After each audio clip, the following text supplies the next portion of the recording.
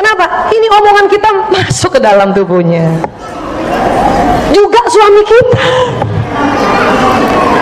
dia kan punya sistem saraf juga. Suami ibu punya sistem saraf nggak? Punya, kalau nggak pohon ya. Suami sekarang juga pegang gadget. Kenapa? Ini eranya memang. Dan laki-laki memang lebih senang pegang benda. Laki-laki senang lihat benda, laki-laki senang lihat benda bergerak, dan laki-laki senang menggerakkan benda. Itu laki-laki. Jadi kalau ada kursi diem di rumah, di ruang tamu, anak ibu masih kecil didorong-dorong tuh kursi, ya Allah, laki banget gitu. Ya suami kita juga namanya laki-laki, era gadget. Habis sholat subuh yang pertama dipeluk apa? Gadget. Saya dulu salah ngomong, peluk gadget terus, peluk gadget terus. Udah ngomongnya salah, mukanya jelek. Ya, saya udah dokter saat itu, tapi saya baru tersadar 2010 pada saat neuroscience berkembang bahwa omongan kita hati-hati masuk. Oh iya ya, astagfirullahaladzim. Jadi gimana? Ya, ibu ngomongin apa yang ibu mau. Saya pengen dipeluk, tapi kalau ngomongnya peluk gadget terus, maka dia akan peluk gadget terus. Kenapa nggak bilang, ayah peluk aku? Nah kan maunya dipeluk, bilang dong gitu, supaya suami kita paham. Kenapa? Omongan kita masuk di telinga, jalan di badan, nanti dia melakukan itu. Tapi memang kalau ngomong sama laki-laki nggak bisa sekali, minimal 3 kali. Kenapa? Sistem saraf laki-laki lebih kaku. Ayah peluk aku, ya please peluk aku.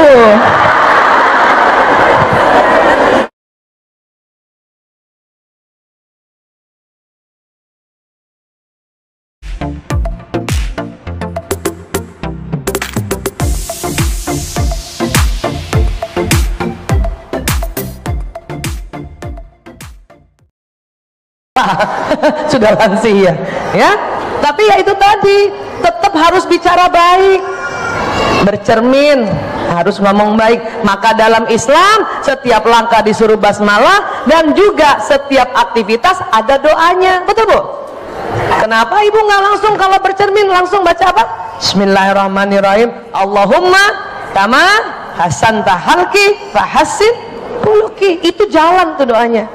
Ya Allah, sebagaimana engkau percantik ya fisikku, cantikkan pula akhlakku. Dia jalan.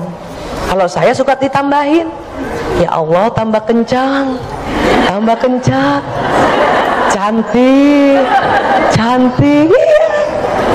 Maka kalimat yang kita ucapkan jalan Bu. Lumayanlah di antara 51, lumayan. Pasti tambah kencang. Tapi jangan dibandingkan dengan umur 17 tahun, itu lain kadar elastisitas kulitnya. Paling enggak di antara 50 ya lumayan, kan gitu. Maka bilang gitu. Ibu bawa cermin nggak? Ada di tasnya cermin nggak? Yang bawa coba buka sebentar. Saya mau kasih bukti. Coba. Saya pasti bawa juga. Di kamera juga boleh, coba yang ambil selfie ya. Coba. Coba ya. Saya juga nih. Bawa cermin nggak? Apa ketinggalan di mobil ya? Ya, pakai HP aja ya. Sudah semua ya? Yang di atas juga ya? Saya membuktikan. Sudah. Kameranya yang berbalik ke ibu, bukan ke temennya. Ntar muka temennya langsung. Lihat dulu cermin biasa ya. Lihat dulu cermin biasa ya. Baik, baca basmalah dalam hati. Bismillahirrahmanirrahim ya. Terus ngomong, ucapkan ya. Ya Allah, saya semakin cantik, semakin cantik. Dalam hati, dalam hati. Semakin cantik, semakin dalam hati aja, semakin cantik. Coba lihat, lama-lama muka ibu tersenyum tuh.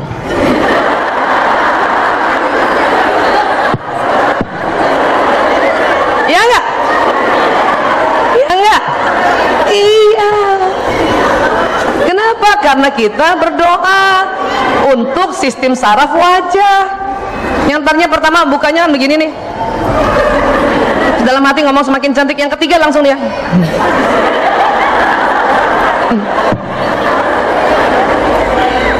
ya, dan ada yang langsung selfie tuh.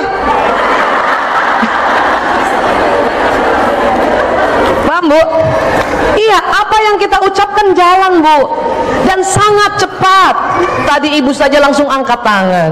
Berapa kecepatannya Bu Aisyah? 420 km per jam. Ya Allah.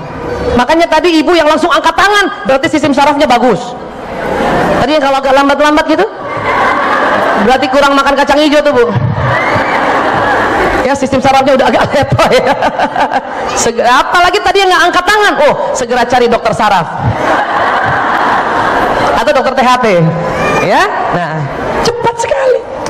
Makanya kalau ibu baca doa Bismillahirrahmanirrahim, Allahumma shalli wa sallim ala sayyidina Muhammad, dia jalan, Bu. Apalagi salawat, ya Allah. Kenapa? Sel tubuh kita itu, kalau kita belajar tasawuf, sel tubuh manusia itu diciptakan dari nur Muhammad, cahaya Muhammad sallallahu alaihi wasallam. Maka kalau kita Allahumma shalli wa sallim ala sayyidina Muhammad, itu sel-sel kita gembira banget. Kenapa? Karena ciptaannya sel kita itu, suatu sel itu dari nur Muhammad. Ini kajian tasawuf memang. Ya, tidak akan didapat dari buku biologi. Ya, nah itu. Banyak Allahumma shalli wa sallim ala sayyidina Muhammad. Jalan dia. Bu Aisyah, terus kalau mendoakan orang lain bagaimana? Kan ini sistem saraf kita. Iya. Maka ibu kalau ngomong sama orang lain atau sama anak yang baik-baik. Kenapa? Kan anak punya telinga, iya. Punya sistem saraf nggak anak kita? Iya. Maka omongan ibu ditangkap oleh telinganya dan jalan di sistem saraf. Kalau dia di depan kita. Maka kalau kita mau negur anak, ngomongnya yang baik-baik. Kalau kita ngomongnya buruk, maka dia jalan. Anak lagi pegang gadget, azan maghrib, dia masih tetap pegang gadget. Ibunya ngomongnya gini, main terus main terus.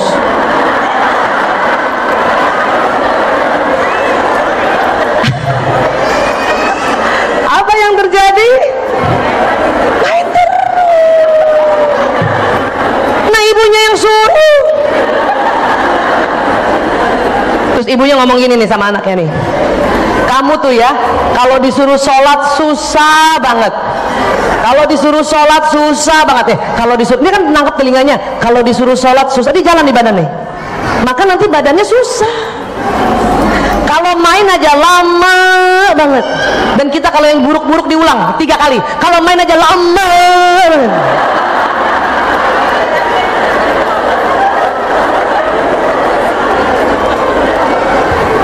Jangan heran kalau tuh anak mainnya lama. Anak lagi ya bikin PR-nya agak lamban, kita ngomongnya juga gitu, kamu nih kalau bikin PR lama banget, kalau bikin PR lama, kalau bikin PR lama ya? Kamu nggak pernah nurut kata ibu, nggak pernah. Siapa yang suruh? Makanya sekarang ada teknik namanya neuroparenting. Parenting itu artinya pola pengasuhan. Neuro itu sistem saraf. Jadi pola pengasuhan yang berdasarkan kerja saraf. Maka kita ucapkan yang baik-baik, karena ucapan kita jadi doa. Ya. Anak lagi berantem, kita juga gitu kan, berantem terus berantem.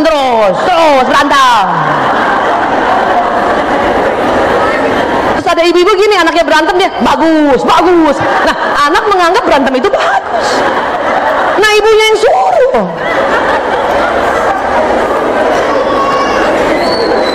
Jadi gimana Bu Aisyah kalau anak lagi berantem? Kita istighfar dulu, astagfirullahaladzim. Nah, yang damai nak, yang damai, yang rukun nak, yang damai nak, yang damai. Itu nggak, abis berantem nggak jadi cepet Bu.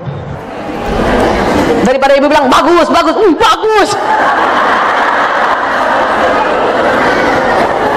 Ya, di sistem saraf dia menangkap apa yang didengar dan menangkap apa yang dilihat. Jadi gimana Bu Aisyah kalau mau ngajak dia sholat? Kan mau sholat maghrib, yang kita mau kan dia sholat maghrib. Kita sampaikan, nak sholat maghrib yuk, nak simpan gadgetnya, sholat maghrib yuk, simpan gadgetnya, sholat maghrib yuk, simpan gadgetnya, sholat maghrib yuk. Di jalan. Bu Aisyah pakai kata dulu boleh nggak? Sholat maghrib dulu yuk, nggak usah Bu. Anak sekarang kalau pakai sholat maghrib dulu yuk, dulu udah.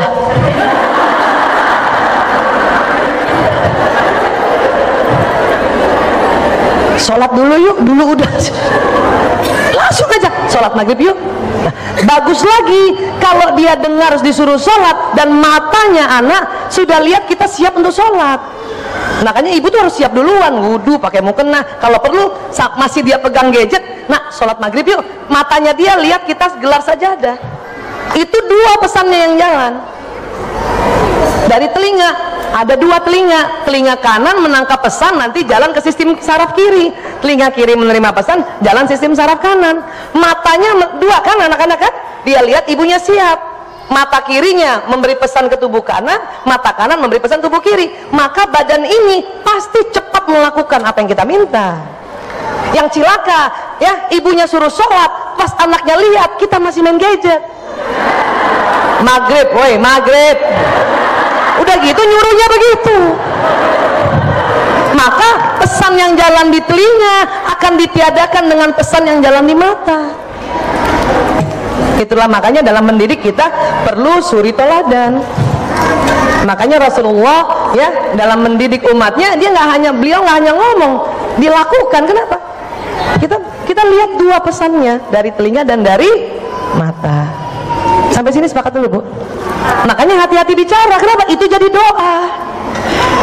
Tapi gemes Bu Aisyah, gemes. Ibu gemes gak, Bu? Saya juga gemes sama. Anak saya 5, 4 laki-laki, 1 perempuan. Siapa yang anaknya 5 juga sama saya? Gemes, Bu. Yang anaknya 6? Ada, Bu, anaknya 6, Bu? Ada nggak? Udah nggak? Oh iya, alhamdulillah. Gemes juga, Bu, anaknya 6, Bu? Gemes. Yang anaknya 7? Udah nggak ada nih, 6 doang. Yang anaknya 4? Coba anak yang mana? Alhamdulillah. Gemes sama anaknya, Bu? Yang anaknya 3? Gemes sama anaknya? Gemes. Yang anaknya 2? Gemes. Yang anaknya 1? Anak mahal. Gemes sama anaknya, Bu? Gemes. 1 aja gemes, gimana yang 7 tadi? Ya, tapi begitulah memang tugas kita membimbing, mendidik dan memberikan contoh. Makanya harus kembali di Quran. Ya. Kenapa? Ini omongan kita masuk ke dalam tubuhnya. Juga suami kita. Dia kan punya sistem saraf juga. Suami ibu punya sistem saraf nggak? Punya, kalau nggak pohon dia. Punya telinga, punya mata, ya, punya mulut, punya panca indera. Suami sekarang juga pegang gadget. Kenapa? Ini eranya memang. Dan laki-laki memang lebih senang pegang benda. Laki-laki senang lihat benda, laki-laki senang lihat benda bergerak, dan laki-laki senang menggerakkan benda. Itu laki-laki. Jadi kalau ada kursi diem di rumah, di ruang tamu, anak ibu masih kecil didorong-dorong tuh kursi, ya Allah, laki banget gitu. Ya suami kita juga namanya laki-laki, era gadget. Habis sholat subuh yang pertama dipeluk apa? Gadget. Saya dulu salah ngomong, peluk gadget terus. Udah ngomongnya salah, mukanya jelek. Ya, saya udah dokter saat itu, tapi saya baru tersadar 2010 pada saat neuroscience berkembang bahwa omongan kita hati-hati masuk. Oh iya ya, astagfirullahaladzim. Jadi gimana? Ya, ibu ngomongin apa yang ibu mau. Saya pengen dipeluk. Tapi kalau ngomongnya peluk gadget terus, maka dia akan peluk gadget terus. Kenapa nggak bilang, ayah peluk aku? Nah kan maunya dipeluk, bilang dong gitu, supaya suami kita paham. Kenapa? Omongan kita masuk di telinga, jalan di badan. Nanti dia melakukan itu. Tapi memang kalau ngomong sama laki-laki nggak bisa sekali, minimal 3 kali. Kenapa? Sistem saraf laki-laki lebih kaku. Ayah peluk aku, ya please peluk aku. Ibu ingat nggak waktu itu saya bilang kalau ngomong sama suami harus manja-manja? Ingat? Sudah dilakukan? Kalau sudah alhamdulillah, kalau belum belajar. Kan saya udah bilang kalau lagi ditelepon suami, lagi ngomong berdua sama suami, otak laki-laki ternyata yang sebagai suami kita senang dengar istrinya ngomongnya manja-manja dan agak melengking sedikit. dulu saya pernah ceritakan, saya salah. Saya nikah 92 sampai 2010 kalau ditelepon suami terlalu mandiri suaranya. Assalamualaikum. Laki-laki kalau sama istrinya suaranya rendah itu menggoda bawah sadarnya, Bu. Saya jawabnya Waalaikumsalam. Nah, buat suami itu dianggap orang lain. Baru 2010 tuh penelitian tuh. Sejak itulah kalau suami telepon Assalamualaikum, Waalaikumsalam.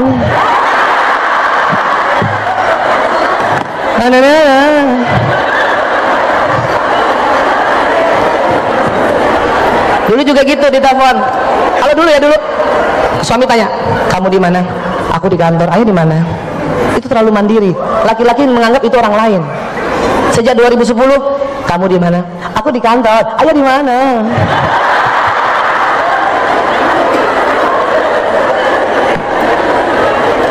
Ibu, saya tuh karena kebiasaan terlalu mandiri, ngomong kayak gitu susah.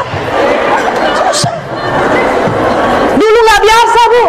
Jadi kalau dulu ngomong sama suami di kamar berdua, ya aku mau ngomong, terlalu mandiri. Saya pikir kalau suara gitu keren. Suami mendengar tapi jengkel. 2010 nggak gitu. Ayah, aku mau ngomong. Nah, dan pertama kali suami saya melihat perubahan saya, dia pun kaget. Dia langsung mukanya, hah?